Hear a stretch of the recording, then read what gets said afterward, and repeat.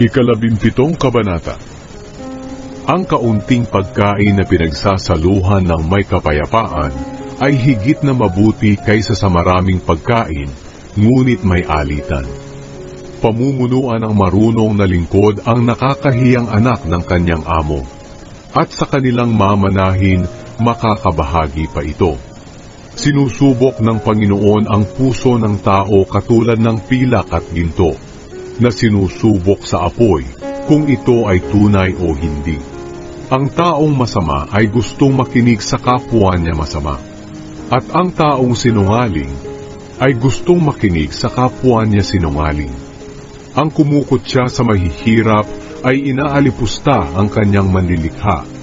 Ang taong nagagalak sa kapahamakan ng iba ay parurusahan. Karangalan ng mga lolo't lola ang kanilang mga apo. Gayon din naman, karangalan ng mga anak ang kanilang mga magulang. Hindi bagay sa hangal ang magsalita ng mabuti, at lalong hindi bagay sa isang namumuno ang magsinungaling. Sa tingin ng iba, ang suhol ay parang salamangka na magagawa ang kahit anumang bagay.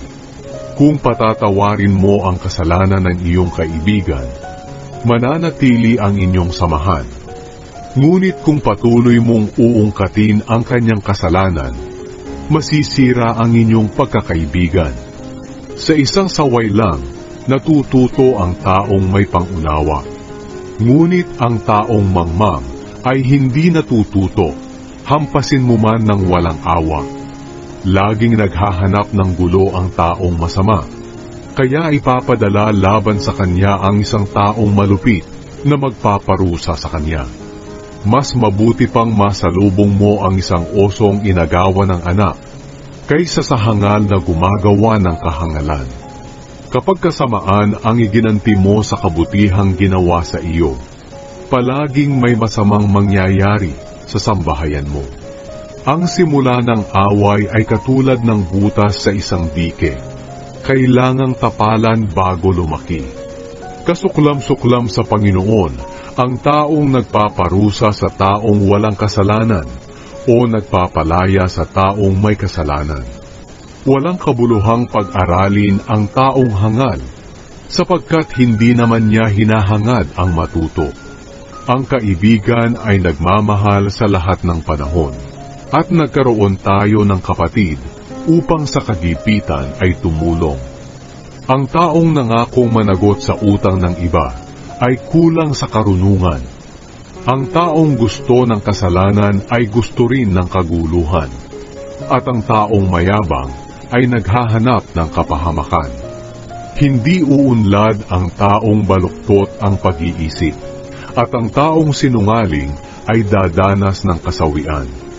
Ang anak na hangal ay nagdudulot ng kalungkutan at kabiguan sa magulang. Ang pagiging masayahin ay parang gamot na nakabubuti sa katawan. Ngunit ang pagiging malungkutin ay nagpapahina ng katawan. Ang taong masama ay tumatanggap ng suhol upang ipagkait ang makatarungang hatol. Ang taong may pangunawa ay naghahangad pa ng karunungan. Ngunit ang isip ng mangmang ay pag-alagala. Ang anak na hangal ay nagdudulot ng kapaitan at kalungkutan sa kanyang mga magulang. Hindi mabuti na parusahan ang taong matuwid o ang taong marangal. Ang taong marunong at nakakaunawa ay maingat magsalita at hindi padalos-dalos. Kahit ang mangmang ay parang marunong at nakakaunawa kapag tahimik.